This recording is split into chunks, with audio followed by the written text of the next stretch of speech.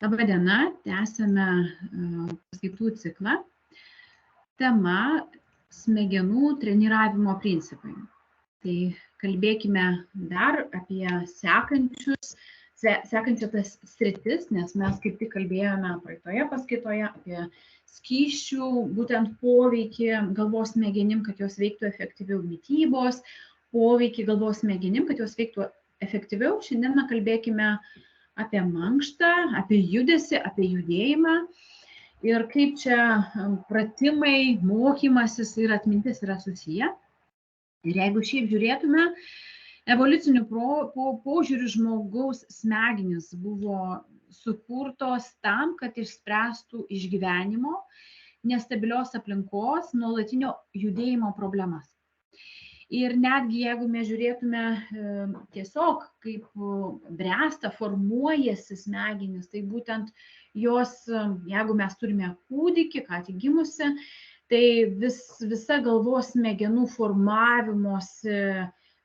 visas formavimosi procesas ir prasideda, kad vis dėlto jisai išmoksta judesius, ar ne? Tai galbūt jisai pradeda stipriau laikyti galvą, kaklą, taip laikydamas galvą, išmoksta sėdėti, ropoti, stovėti ir tada jau vaikščioti. Tai dar kartelį būtent mūsų judesiai yra formuojami ir būtent mūsų smegenys ir buvo suformuotos ir yra formuojamos judesio pagalba. Tai paprastai tariant, dar kartelį fizinis aktyvumas, reguliarus fizinis aktyvumas ypatingai reikalingas, kad vis dėlto galvos smegenys veiktų optimaliai. Ir vienintelis turbūt dalykas ir pats svarbiausias, jeigu mes tą mitybą tikrai turime irgi žiūrėti, stabilizuoti ir skysčius ir visą kitą, bet turbūt vienintelis svarbiausias dalykas, ką mes galim padaryti, kad tas mokymasis pagerėtų ir smegenys veiktų efektyviau, tai yra judėjimas. Na ir kas čia vyksta judesio, judėjimo pasekoje, tai būtent nustatyta, kad judėjimas skatina tokį baltymą FNDC5, jo gamybą, jo išskyrimą į kraują. Ir šis baltymas stimuliuoja BDNF baltymo gamybą smegenyse. Ir būtent BDNF baltymas jisai stimuliuoja naujas nervines ląsteles ir būtent sinapsių didėjimą, sinapsių augimą. Tai dar kartelį BDNF baltymo efektyvumas, nes BDNF baltymas tai yra neuromediatorius, dar paprastai tariant, ar ne? Neuromediatorius, jeigu atsimenat, mes kaip tik mes apie jį kaip tik kalbėjome, tai dar kartelį stimuliuoja sinapsinį augimą, tai reiškia, kad sinapsių atsirastų kiek įmanoma daugiau ir vienareikšmiškai padeda sustiprinti atmintį ir gebėjimą mokytis. Tai dabar kaip pratimai, kaip tas judesys skatina tą mokymąsi. Tai jau čia supratot, kad yra BDNF alfa baltymas, kuris jau jo veikla suaktyvėja, bet yra tokie neuromediatoriai kaip noradrenalinas, serotoninas ir dopaminas.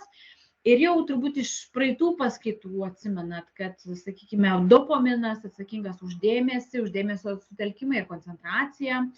Lygiai taip pat atsakingas už mokymosi motyvaciją, valia, kantrybė, laikas atliekant užduotį, tai mes čia turime noradrenaliną. Na ir nuotaika, tai serotoninas ir dopaminas, kada būtų labiau optimistiškesnė. Na ir kaip čia sakiau, BDNF alfa stiprina neuronų ląstelių struktūrą iš principo, ar ne? Būtent judesio pagalba, kada jo daugiau yra, koncentracija padidėja, palengvina naujų dalykų mokymasi tame tarpe, smegenų veiklą gerina, na ir, žinoma, stiprina neuronų atsparumą. Bet jeigu šiaip pažiūrėtume bendraja prasme, koks tas poveikis galvos smegenų tam tikrom sritim, tai sakykime, jėgos pratimuose aktyvumas yra prefrontalinės dalies, Ir kodėl tas aktyvumas šios dalies yra, todėl kad ten reikia kompleksiškai mąstyti, jėgos pratimus atliekant, galbūt problemas kažkokias tai spręsti, ar ne, tai tas susiję ir mūsų gyvenimo tam tikrose srityse.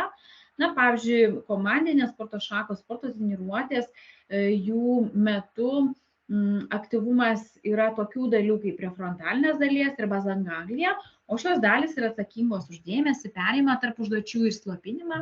Aerobiniai pratimai aktyvina hipokampusą, jo aktyvumas didesnis, o jisai hipokampusas atsakingas už atmintį.